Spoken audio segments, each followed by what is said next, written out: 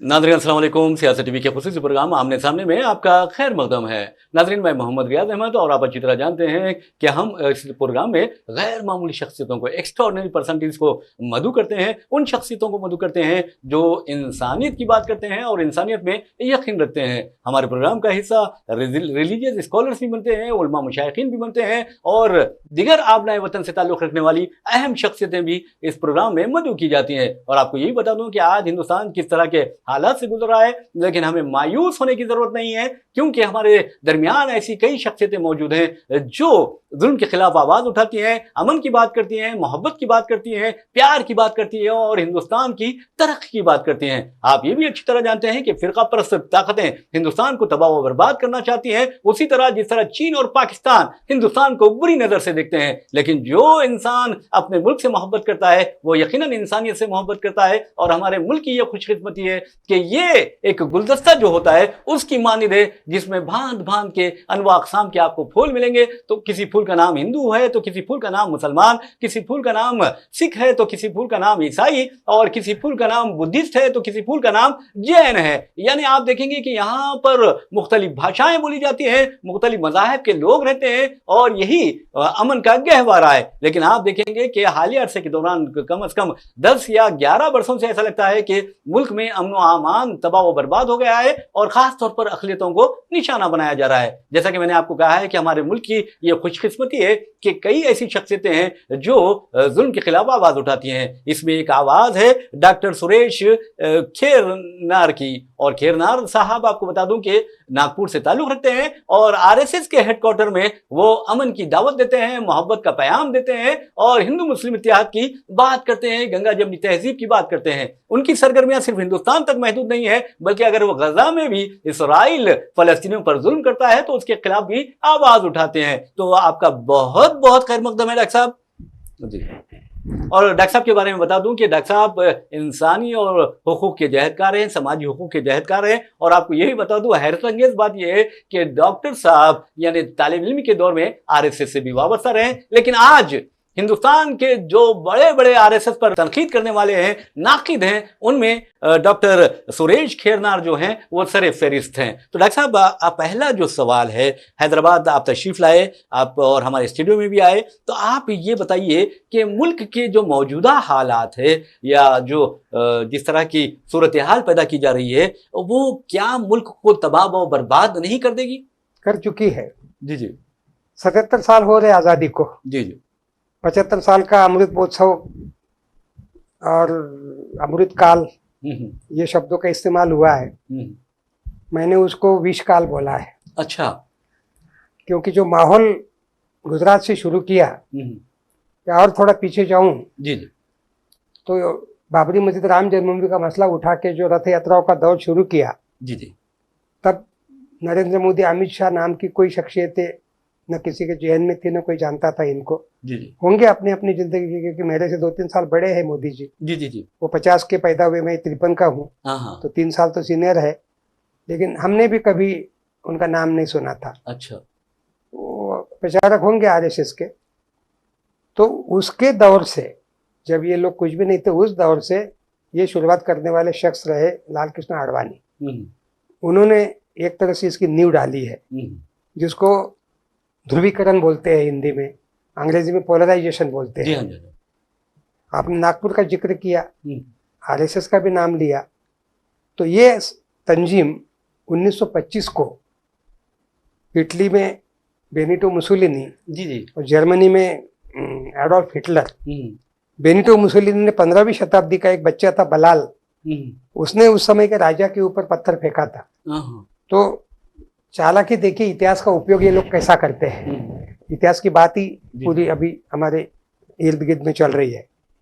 उन्होंने 15वीं शताब्दी का वो लड़का बलाला नाम का बच्चों का संगठन इटली में मुसोलिनी ने बनाया, और उसकी देखा देखी में हिटलर ने, क्योंकि मुसोलिनी सीनियर है हिटलर से, हिटलर ने 1930 के बाद में 45 तक 15 साल के दौर में उसने स्टॉर्म ट्रूपर्स करके बनाए, एसएस। अच्छा। हाँ, आरएसएस लगा दो तो पूरा हो जाता है।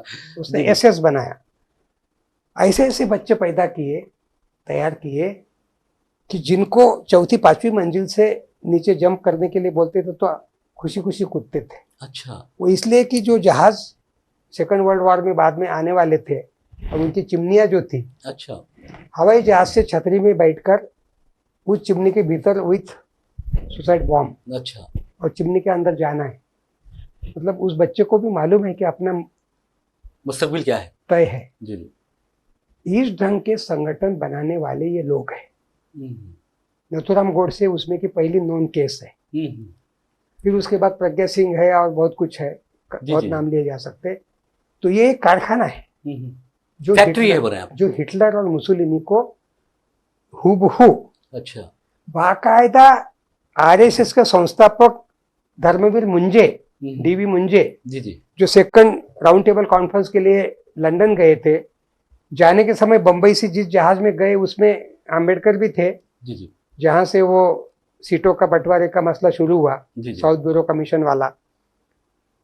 बाबा साहब और हेडगेवार ने वो कैबिन शेयर की। हाँ हाँ, हेडगेवार को जैसे किसी को बस लगती है, किसी को कुछ, तो उसको वो पानी का जहाज लगता था तो उल्टी होती थी। अच्छा अच्छा, और बाबा साहब पेट पकड़ कर हंसते थे, अरे बम्मन तेरे को ये जहाज सूट नहीं हो रहा वगैरह वगैरह।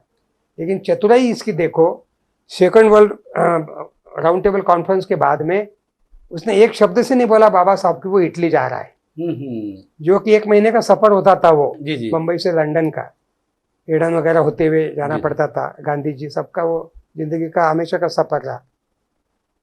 उस सफर में ये आदमी चुपचाप इटली चला गया। जी। मतलब इसका पहले से तय था, यानी मुसोलिनी से मुलाकात के लिए 3 हफ्ता ये इटली में रहा। The fascist institute of physical education, the fascist institute of education, the fascist institute of, इस ढंग के फासिस्ट नाम लगे हुए दर्जनों इंस्टीट्यूट्स और संस्थान और बड़े बड़े उनके ड्रिल क्या क्या चलने वाले मुंजे ने अपने आंखों से देखा। और आखिरी दिन 3 हफ्ता तक वो पूरा इटली भर घुमाया गया। स्टेट गेस्ट था, पहले से कॉरेस्पॉन्डेंट करके तैयारी कर चुका था, लेकिन बताया नहीं था फेलो पैसेंजर को। जी जी। और वहां जाकर उसने आखिरी इटली छोड़ने के पहले बेनिटो मुसोलिनी से मुलाकात की। जी जी जी जी। और ये बात मुंजे की डायरी के पन्नों के आधार पे मैं बोल रहा हूँ। जी हाँ, ये बात किसी से सुनी सुनाई या कथा कहानी नहीं है। जी जी। धर्मवीर मुंजे रोज डायरी लिखता था। तो वो जो 1930 का जो महीना है मार्च का, और वो जो 3 हफ्ते का जो पीरियड है, उसका उसने डे बाय डे का अपना इम्प्रेशन, आज मैं सियासत गया, आज मैंने आपसे बात की, आज मैंने ये किया, आज वो किया। बेनिटो मुसोलिनी से बात का उसने लबो लिहाज डायरी में लिखा कि बेनिटो ने पहले तो गांधी जी का 1930 की बात है, तो नमक वाला सत्याग्रह शुरू हो गया था, दांडी वाला 1929 में। उसमें काफी, तो वो उस पर आया क्योंकि इंटरनेशनल न्यूज थी, वो सबको मालूम था, और वो तो स्टेट हेड था। गांधी जी के प्रति रिस्पेक्ट तो था ही, खैर उसको जो भी हो। तो इसने भी गांधी जी के बारे में क्या कहना था वो कहा, ठीक ही कहा। लेकिन इसने खुद होके कहा कि आपका बलाला का काम मैंने देखा और आई am so impressed my Lord. अच्छा। और हमने भी एक बच्चा बलाला के जैसा, वो 30 की बात है, ये 25 में शुरू कर दिया था, 5 साल का। हमारा बच्चा 5 साल का है। लेकिन ये जो आपका मिलिट्री, ये जो आपका फिजिकल एजुकेशन, ये जो आपकी एजुकेशन क्या है, ये सब का मैं खाका लेके जा रहा हूँ। जी जी। और मैं इंडिया में रिप्लिका इसका करने वाला हूँ। भोसला मिलिट्री स्कूल उसकी देन है। जी जी जी। और अलग अलग अभी यूनिवर्सिटीज़ और अलग अलग जगहों पर जो कब्जा कर रहे, वो मुसोलिनी से लिया हुआ मॉडल है। बहरहाल नाज़रीन, आपने देखा कि किस तरह फाशिस्ट ताकतों का उरूज हिंदुस्तान में हुआ। जैसा कि डॉक्टर साहब ने बताया, बहुत ही प्यारे अंदाज में उन्होंने बताया, मुसोलिनी का जिक्र किया, हिटलर का जिक्र किया और हेडगेवार का जिक्र किया, डॉक्टर BR अम्बेडकर का भी उन्होंने जिक्र किया। लेकिन एक बात आप देखेंगे कि फाशिस्ट ताकतों का जहाँ तक सवाल है, दिलचस्पी की बात यह है कि 7th या 8th के दौरान, यानी क्लास में जब ज़ेर तालीम थे डॉक्टर सुरेश खेरनार, तो वो RSS से वाबस्ता हुए थे। हमने पढ़ा भी है और उनसे सुना भी है। उस बारे में आप क्या कहेंगे? मेरे गांव में 7वीं तक की स्कूल था जी। 8वीं के लिए मुझे मेरे बुआ के गांव जाना पड़ा, जो मेरे गांव से 30-40 किलोमीटर दूर था। शिनखेड़ा नाम का तहसील प्लेस था।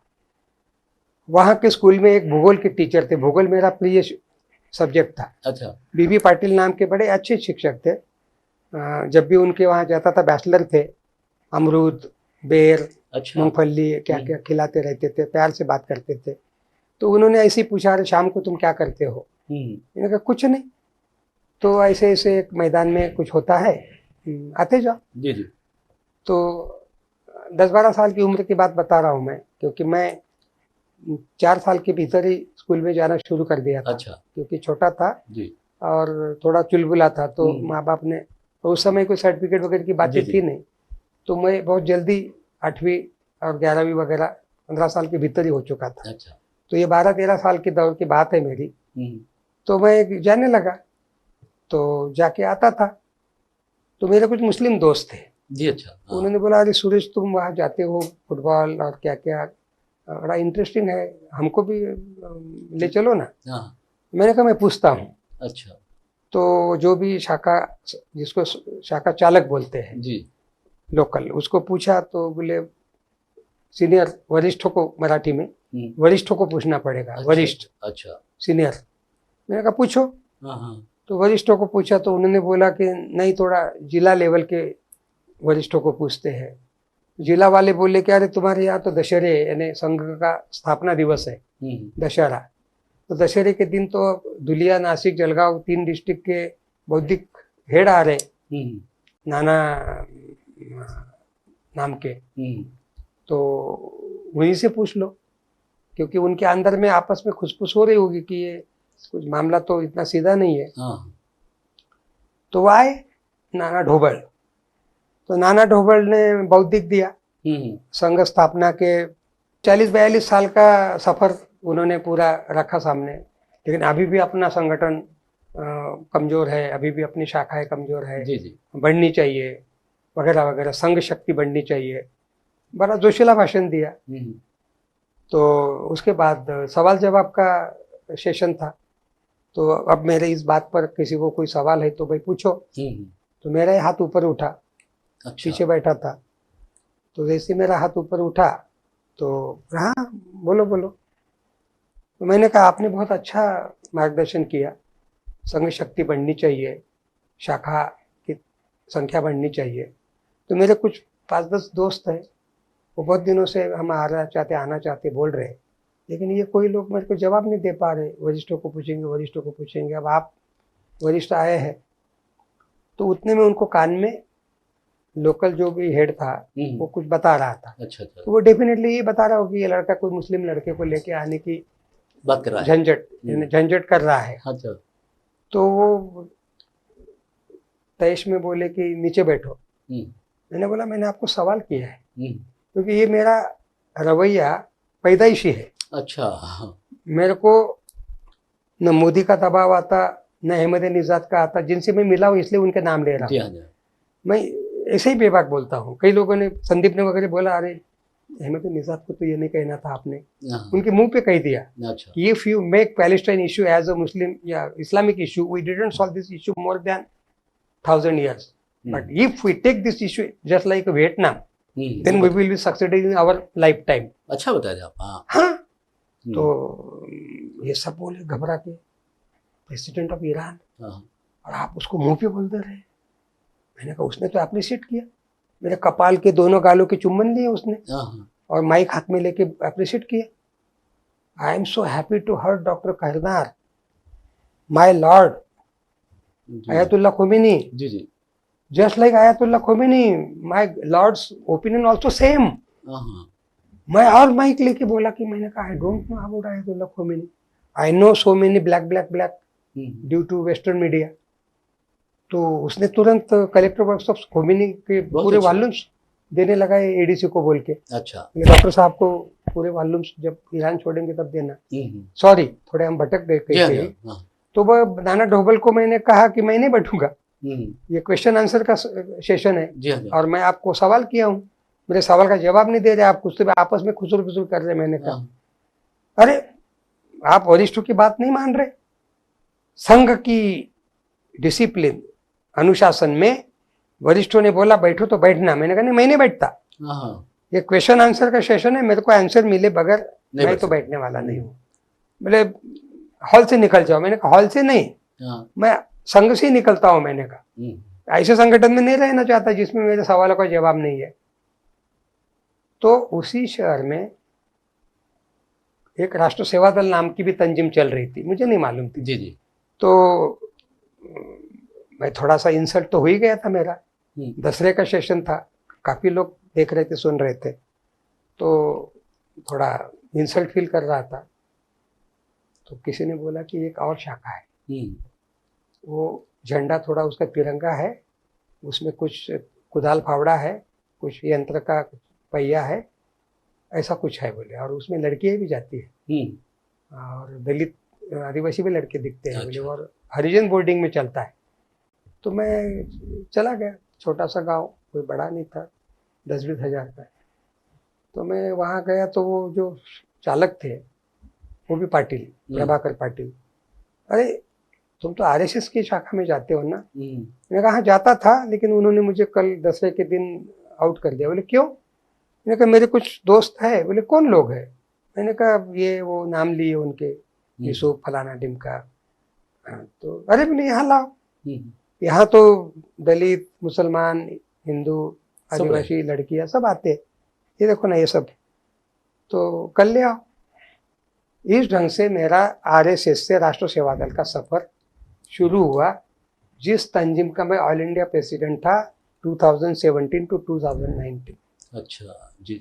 आरएसएस के लोग मुझे यही गाजर खिला रहे थे कि तुमको गोलवलकर गुरुजी से मिलाना है, औरंगाबाद के ओटीसी कैंप में ले चलना है। अच्छा। और तुम्हारा, क्योंकि मराठा, तो आगे बढ़ाएंगे तुम्हें, बमनों का संगठन ये उनको सुनना पड़ता। जी जी। तो एक थोड़ा सा करेजियस मराठा, थोड़ा बोलने लिखने वाला, मैं डिबेटर भी था। अच्छा। बचपन से ही टेबल पे खड़ा करके तिलक, गांधी, सुभाष बाबू, अम्बेडकर बोलने लगाते थे और हम बोलते थे। तो वो स्टेज डियरिंग एक अपने आप ही था अंदर से, फेयर नहीं था आपने, कुछ भी नथिंग। बोला ना, अहमद निजाद हो या गाजा का प्राइम मिनिस्टर हो, आयतुल्लाह खोमेनी साहब हो, उनसे भी हुआ। अच्छा। उनको भी मैंने कुछ कुछ कहा, और तो और आपकी भी साथ में यही बोल रहा हूँ। जी जी। मतलब जी हाँ, जो एन राम हो, कुलदीप नायर हो, मतलब आपके स्टॉलवर्ड्स के नाम ले रहा हूँ। जी हाँ, तो मेरा यही मतलब तरीका है। जी जी। हाँ, बहुत अच्छा। अल जजीरा वाले भी थे मेरे साथ में। अच्छा। हाँ। तो मैंने देखा, अरे आपको मैंने देखा है, बिल्कुल देखा होगा। बोले, मैंने कहा कैसे? I was only one journalist from Al Jazeera to meet Laden 10 times in my life, in his life also. अच्छा। Oh, मैंने कहा that's why I'm वो जहन में आ गया। remembering.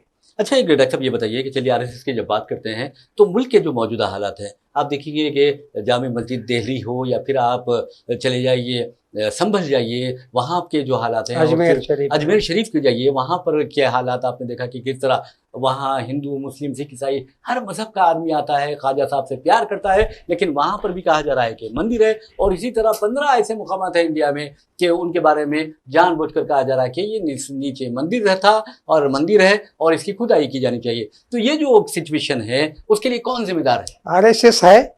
आरएसएस की ये काम करने की पैटर्न की 1925 से इसकी ये शैली है जो इन्होंने हिटलर और मुसोलिनी से उठाई है। हिटलर ने, मुसोलिनी ने जिस ढंग से यहूदियों के बारे में गलत बयानी करके दुनिया भर के क्या क्या उनके नाम पर अपराधों का लंबा चौड़ा फेरिस बना के उनको कंपेल कर दिया था, और लाखों यहूदी मारे भी उसने। दुर्दैव से वही यहूदी अभी फिलिस्तीन में अरबों के साथ कर रहे हैं, ये रिपीट हो रहा है। लेकिन यहूदियों के साथ हिटलर ने जो कुछ किया था उसका हूबहू नकल गोलवलकर की बंच ऑफ थॉट और वही हु द नेशन डिवाइड, ये जो किताबें हैं उसमें अगर आप देखेंगे वो साफ साफ लिख रहे हैं कि हिंदुस्तान में मुसलमान हो या क्रिश्चियन हो या कोई भी अन्य हो, यानी इशारा उनका सिख भी है, बौद्ध भी है, जैन भी है, अल्पसंख्यक समुदाय को इस देश में दोहरी यानी दूसरे दर्जे का शहरी बना दिया जाएगा, सेकेंडरी तैयारी मानसिक रूप से कर लेनी चाहिए। उन्हें जो मेजॉरिटी कम्युनिटी को हक है वो उनको नहीं दिए जाए। अच्छा। यहाँ तक कि उनका वोटिंग का राइट भी निकाल लिया जाए।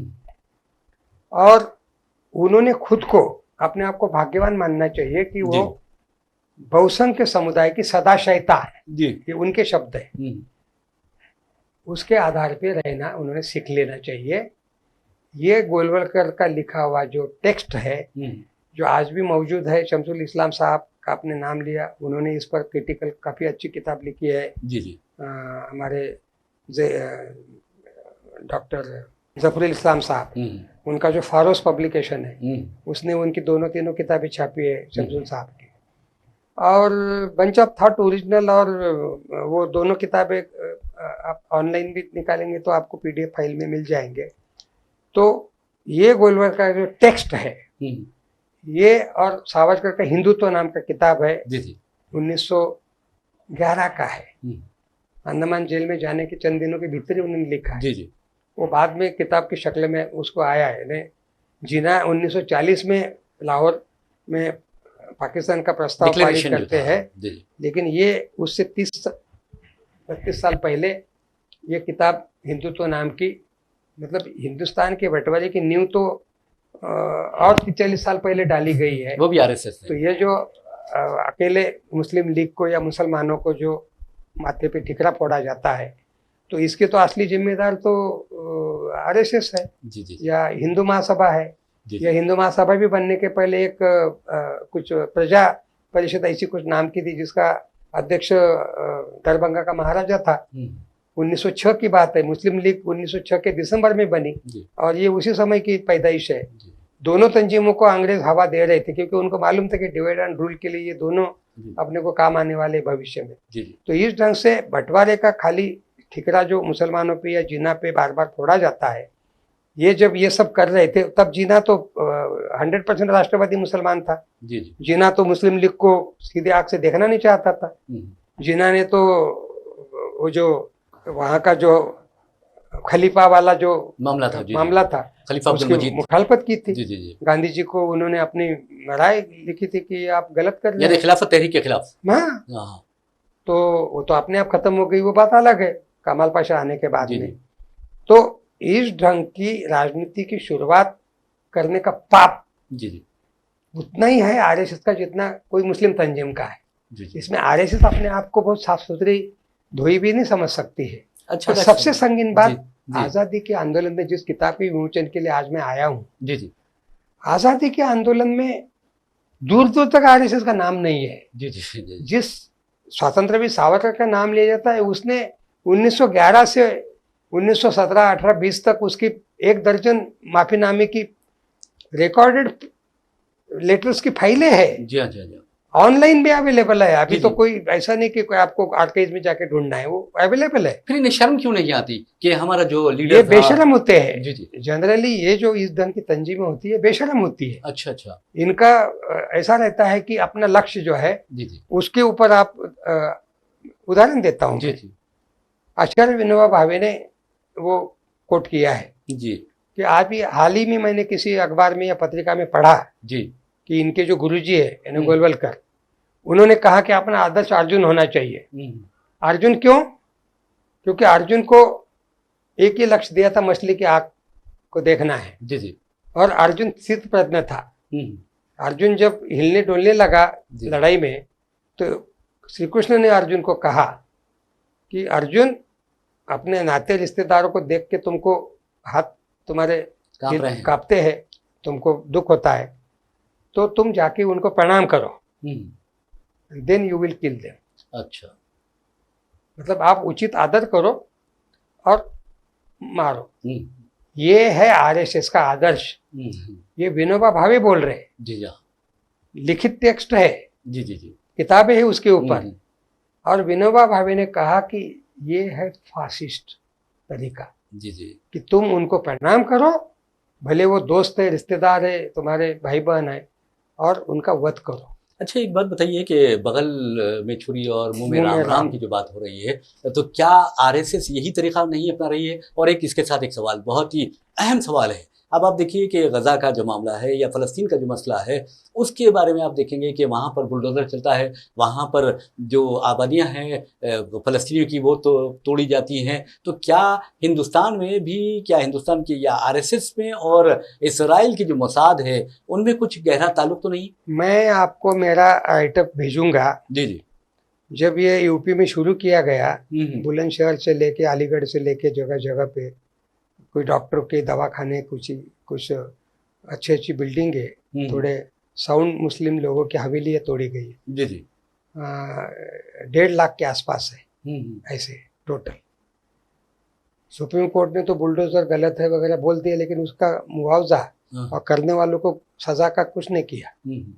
सुप्रीम कोर्ट ने इलेक्शन बॉन्ड को गैर कानूनी बोल दिया, लेकिन इलेक्शन बॉन्ड के 56,000 करोड़ से ऊपर पैसे बीजेपी जो डकार गई है जी जी। उसको वापस करने का या उसका हिसाब देने का ऑर्डर नहीं दे रही। यानी हमारी जुडिशियरी भी कैसी पतन के दौर से गुजर रही है, ये उसका क्लासिकल एग्जांपल दे रहा हूँ मैं। जी जी। क्योंकि ये जो आप कह रहे बार बार संभल और ये उस सुप्रीम कोर्ट की देन है। और वो जो पूर्व मुख्य न्यायाधीश रहा है उसका नाम लेके मैं बोल रहा हूँ, क्योंकि उसी गधे ने मेरा भीमा कोरेगांव का रिपोर्ट डिसेंट जजमेंट में वर्ड बाय वर्ड कोट किया है।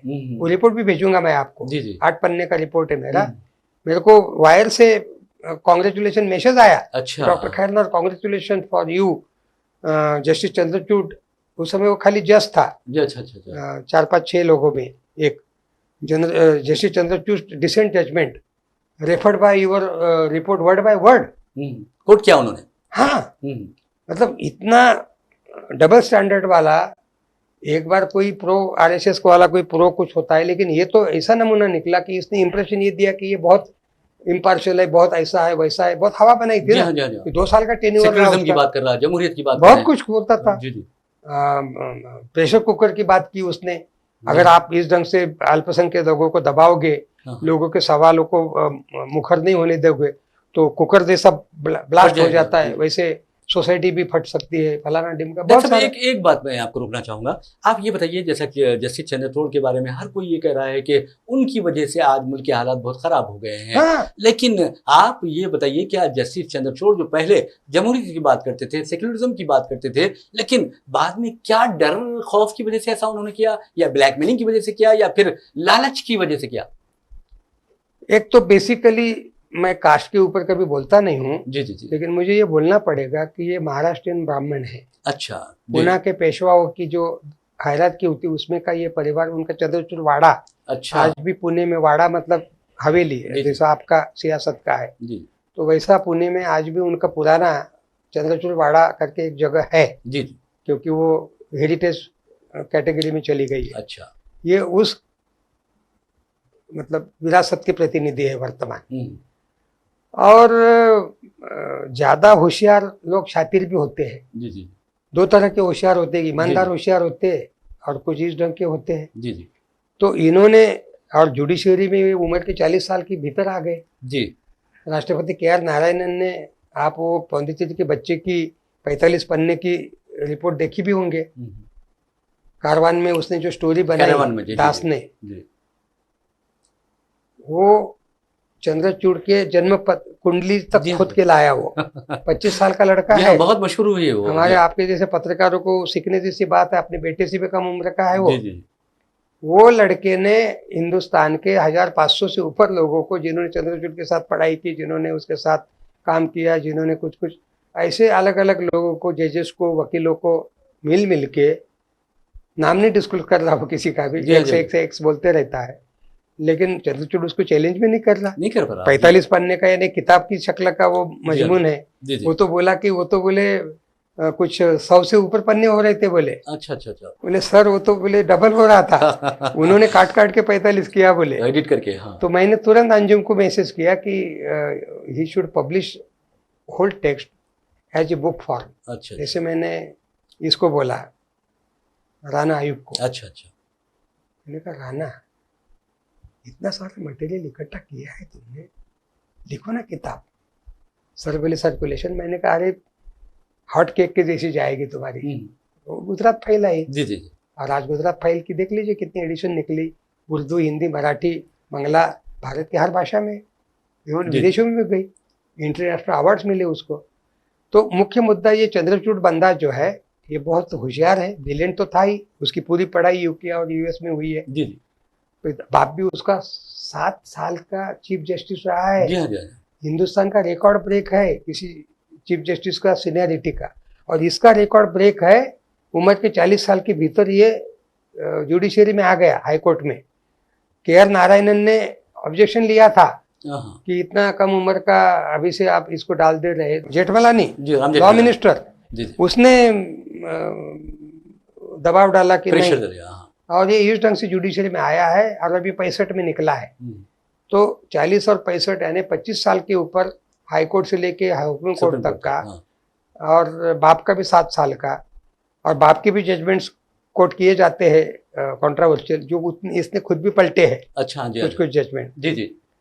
तो इस ढंग से और सबसे दुख की बात यह है कि गोगोई हो या ये हो, कागज पत्र कोर्ट में चलते हैं। मेरे को कई जजेस ने बोला है, कोलसे पाटिल से लेके और भी जस्टिस काजी थे नागपुर में, और भी कई जजेस के साथ मैंने इंक्वायरी, सुरेश होसपेट, हमने मिल के फैक्ट फाइंडिंग वगैरह करने की कोशिश की है जी। तो वो कहते हैं कि हमारे यहाँ ऐसा मुंह बोला कुछ नहीं चलता है, वी वांट रिकॉर्ड। अच्छा। अब इफ बाबरी मस्जिद dispute is a land dispute, property dispute, तो कागज पर ही चलता है। भगवान मेरे सपने में आया था या हमारे कुछ ज्यादा मेजॉरिटी लोग ऐसा बोल रहे, ये नहीं चलता है। लेकिन उसने कहा है कि गाइडेंस भगवान की मिली है। तो ऐसा चला होता तो सती की औरतें आज भी जल्दी होती। जी हाँ, क्योंकि उसके लिए कानून बनाया बेंटिंग ने। मेजॉरिटी अगर ओपिनियन पोल लिया होता तो लोगों ने कहा होता कि बिल्कुल जलने दो, अस्पृश्यता चलने दो, क्योंकि दलितों को दरवाजे के बाहर ही रहना है। तो ये कई सारी चीजें विश्व भर में, खाली भारत नहीं, गुलामी से लेके हर तरह की बात का जो बदलाव हुआ है, अमेरिका, अफ्रीका, हर जगह का जो ऐसा ही है। अच्छा डॉक्टर साहब, जस्टिस लोया की तरफ हम चलते हैं। आप देखेंगे कि मेरे अपने गांव की केस है, दिसंबर 1 मेरे गांव की केस है, 2014 लोया की मौत होती है। क्या मौत थी या कत्ल था वो? देखिए, मेरे ही दोस्त निरंजन टकले, जब मैं राष्ट्र सेवा दल का प्रेसिडेंट था तब मेरे इसमें एक जिसको हम अभ्यास शिविर बोलते, उसमें राष्ट्र सेवा दल के कैडर को वो एड्रेस करने के लिए आए थे। विषय गांधी था जी, क्योंकि उन्होंने गांधी की जो भारत आने की 100 साल की जो 2015 की जो बात थी, मतलब 1915 में आए थे, 2015 में 100 साल हो रहे थे, तो उसको विक ने यही स्टोरी के लिए दिया था। अच्छा, कि तुम गांधी का जो बम्बई उतरे पानी के जहाज से, और जो वो पूरा रूट तुम फॉलो करो। वो रूट पूरा उसने निकाला, और उस रूट से 3rd क्लास से विदाउट रिजर्वेशन लेटरिन के पास बैठ के, दरवाजे को लपक के, ऐसा करके आम लोगों में बैठ के वो घुमा। तो तब तक मेरे को इसका लोया पर का काम क्या है ये वगैरह मालूम नहीं था। अच्छा। ये कर रहा था इन्वेस्टिगेशन, तब की बात है। तो चाय पीने के समय में उसने ऑफ टाइम में मेरे को बोला कि सर, मुझे मालूम है आपने मालेगांव, नांदेड़, नागपुर आगे से हेडक्वार्टर की इंक्वायरीज की है, आपकी सियासत से लेके सबने, आप लोगों ने बहुत मालूम है मुझे, अभी मैं आप ही की इस्तेमाल करता हूँ चीज़ों को जी। तो मैं आपको बताना चाहता हूँ कि मैं लोया पर काम कर रहा हूँ। अच्छा। और आपके शहर में मैं कम से कम 1 दर्जन बार आया हूँ। अगर मेरी किताब निकल जाती ना सर बोले, तो अमित शाह को फांसी से नीचे शिक्षा नहीं मिले, मिनिमम फांसी बोले, बहुत भयावह है बोले वे। और उसने लोया की पत्नी, लोया की बहन, लोया का बेटा, लोया का बाप, लोया की बहनें, लोया के टोटल परिवार जो भी उपलब्ध है, सबसे बात करके, और सबसे अहम बात, उसने पोस्टमार्टम रिपोर्ट कैसा फर्जी है, उसने FIR कैसा गड़बड़ है, इनक्वेस्ट पंचनामा में कैसी खामियां हैं, और अस्पतालों को ले जाने का पूरा मामला कैसा मॉक है। अच्छा। ये सब इस्टेब्लिश कर दिया है। अच्छा। वो किताब 12-13 एडिशंस निकल चुकी है, मराठी, हिंदी, अंग्रेजी, उर्दू, बांग्ला सब में निकल चुकी है जी जी। धड़ल्ले से खप रही है, बोलते जा रहा है, दिन ब दिन ज्यादा वोकल होके बोलता है, नाम ले लेके बोलता है जी जी। They are murder, they are ये वो क्रिमिनल्स, ऐसे बोलता है। वो आदमी दर्जनों बार नागपुर आया है जी जी, और नागपुर में भी बोला है, और उसकी किताब पब्लिक डोमेन में अवेलेबल है। बयान कर रहे हैं न उसको अरेस्ट कर रहे हैं, और वो होम मिनिस्टर हमारे देश का, जी जी, जिसके बारे में वो इशारा कर रहा है। तो लोया की जो बात है, क्योंकि वो किताब का मैंने पूरा एक एक वर्ड मैंने घुट के पी लिया है। जी जी, वो किताब पे मैंने कई कार्यक्रम किए हैं, मेरी कुछ पोस्ट जो आपको भेजूंगा मैं। जी, तो मैं तो कन्विंस हूँ कि 45 49 56 46 साल का था लोया। अच्छा, मतलब बिलो 50 था। जी जी, लोया की बहन जो है बाहेती, अनुराधा बाहेती, मेरे धुलिया डिस्ट्रिक्ट की वो सिविल हॉस्पिटल की डॉक्टर थी। अच्छा, वहां से उसके उस समय के चैनल्स के ऊपर इंटरव्यू है। वो चिल्ला चिल्ला के बोल रहे हैं कि मेरा भाई पैदा हुआ तब से, क्योंकि छोटा था, जी जी, तो उसके पेट की प्रॉब्लम या हेडेक की प्रॉब्लम या सर्दी की या कुछ भी छोटी मोटी बात की मुझे खबर है, मैं गवाह हूँ। वो कुछ भी हुआ तो भी मराठी में बड़ी बहन को ताई बोलते हैं। अच्छा, ताई मुझे ये हो रहा, ताई मुझे वो हो रहा। मेरे भाई को बीपी नहीं था, मेरे भाई को शुगर नहीं थी, मेरे भाई को हार्ट का तरफ का कोई भी मामला ऐसा नहीं था कि जिससे वो मर गया हो। तो न वो ऐसी कोई मेडिसिन खाता था, अच्छा खासा चंगा था। हाँ, कभी सर्दी खांसी बुखार हो जाए तो मेरे को फोन करता था, तो मैं उसको बता देती थी ये टैबलेट ले लो, वो ले लो। तो और उसने किताब में वो पूरा लिखा है कि कैसे मेरे भाई के कॉलर ये हुई थी। अच्छा अच्छा अच्छा, बकल उसके टूटे हुए थे, कुछ उसके ये गायब थे, अच्छा कपलिंग्स और क्या क्या सब।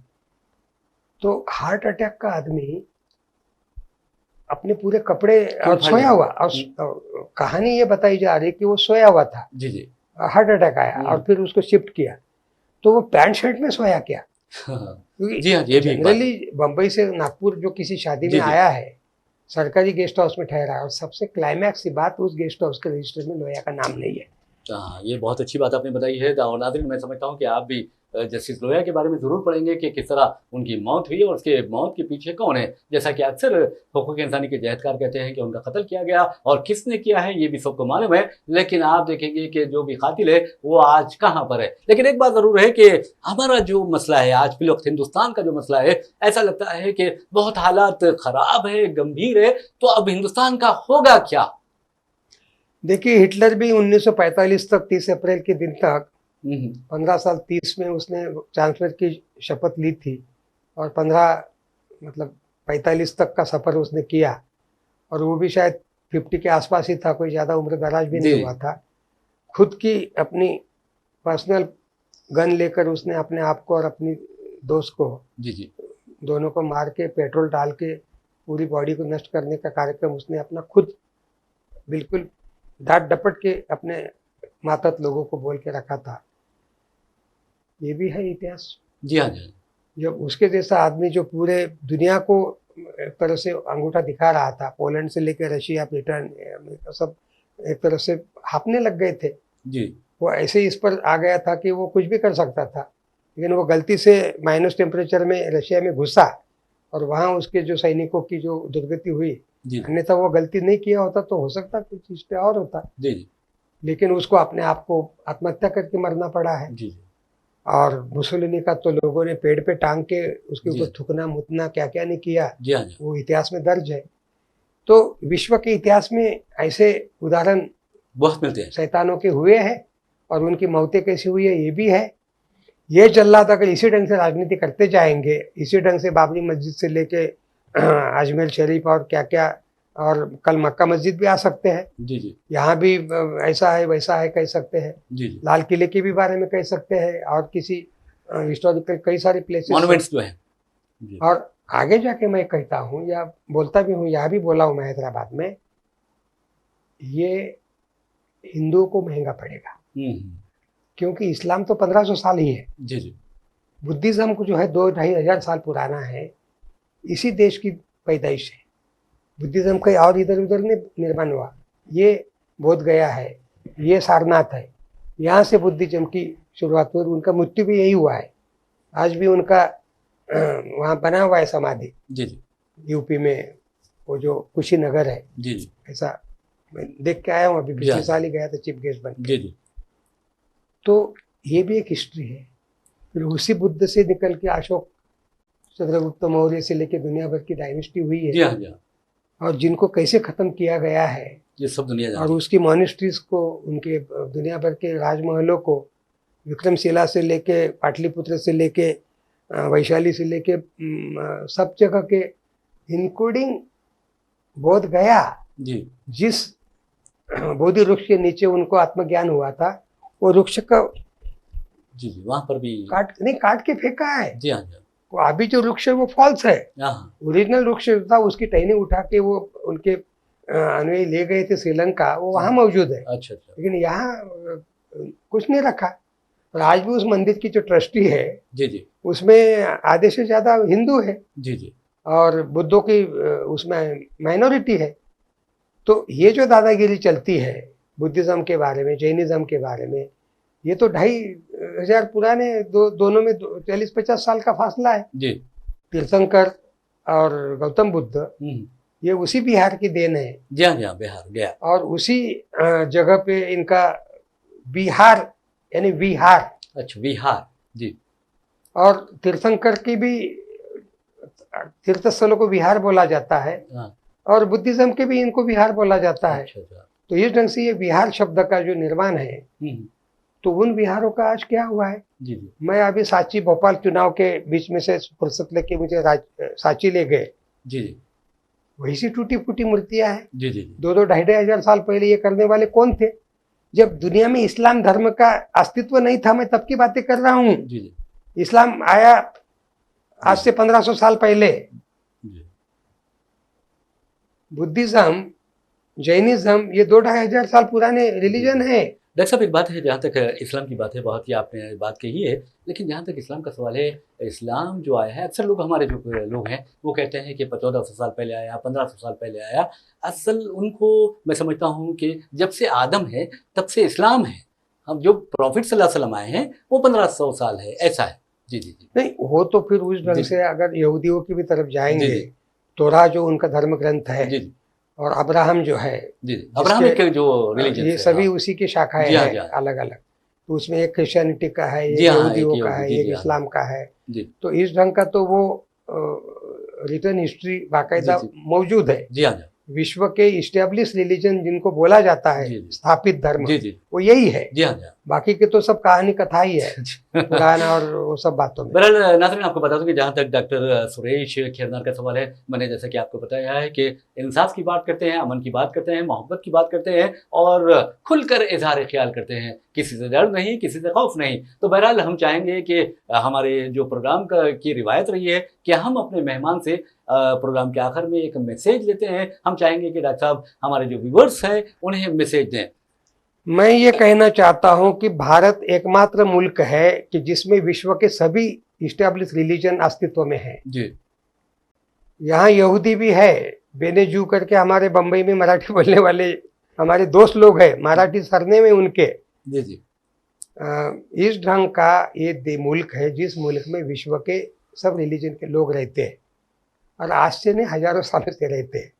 इसलिए ये कोई XYZ अगर समझता है कि मुल्क मेरे बाप की जागीर है तो वो गलत फहमी में है। ये मुल्क किसी की भी एक की जागीर नहीं है, सबकी मिलजुल के है। जी जी। तो इस कारण ये जो कुछ लोग ये भ्रम पाले हुए है, जैसा कुत्ता बैलगाड़ी के नीचे चलता है तो समझता है कि मैं ही चला रहा हूँ।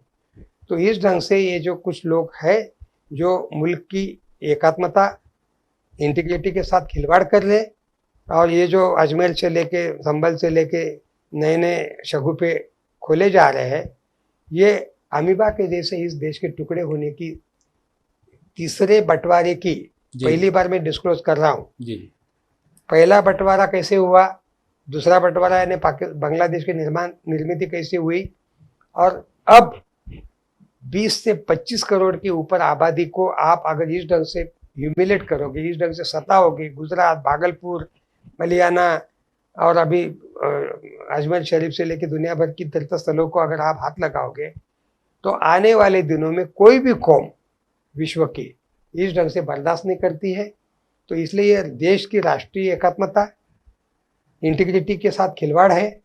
और जो लोग कॉन्स्टिट्यूशन के ऊपर हाथ रख के शपथ लेते हैं, मैं नरेंद्र दामोदर मोदी आज से देश का प्रधानमंत्री बनते हुए आश्वस्त करता हूं कि मैं किसी की भी तरह का भेदभाव न करते हुए यहाँ राज करूंगा। जी जी। तो क्या किया आपने 2002 में, क्या किया आपने 2014 से यहाँ आज 2024 तक? तो ये विश्व देख रहा है। कितना भी विश्व गुरु बोल ले अपने आप को, लेकिन विश्व के पटल पर आपका जो टॉलरेंस का जो रेशियो है वो सबसे नीचे है, दुनिया के सभी देशों से नीचे है जी। युगांडा, इथोपिया, दुनिया भर के जो जो मुल्कों को बदनाम किया जाता है उनसे भी नीचे है हम। जी हाँ।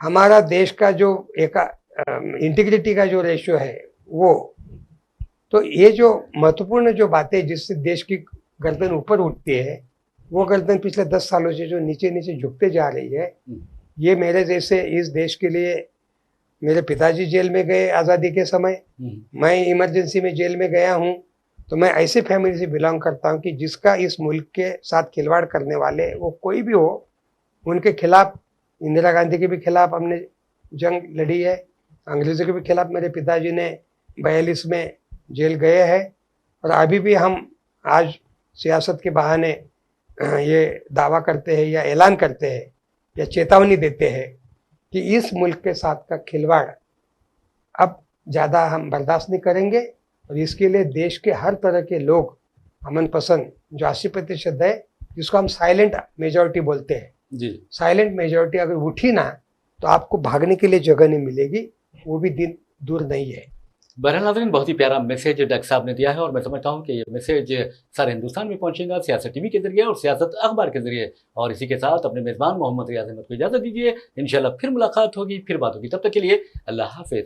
आपका भी बहुत बहुत शुक्रिया। आपको भी बहुत शुक्रिया।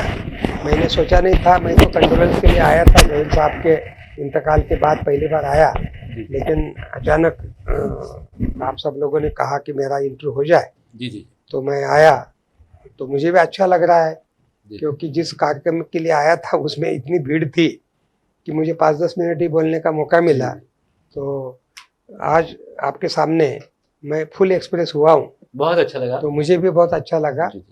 हर तरह की बातों को खुल के बोलने का मौका मिला। तो मेरी भी गुजारिश है कि ये लिंक मुझे भी भेजिए, मेरे भी फॉलोअर्स है देश और दुनिया में, बेशक, तो उन तक भी जाएगा ये मजमून। तो बहरहाल हम डॉक्टर साहब की इस ख्वाहिश का एहतराम करते हैं, उन्हें ज़रूर इस प्रोग्राम का लिंक भेजेंगे। और नाज़रीन, आप यकीन मानिए कि डॉक्टर साहब ने जिस तरह के ख्यालात ज़ाहिर किए हैं, वो एक सच्चे हिंदुस्तानी के ख्यालात है, एक पक्के हिंदुस्तानी के ख्यालात है। इसी के साथ हमें इजाज़त दीजिए। अल्लाह हाफ़िज़।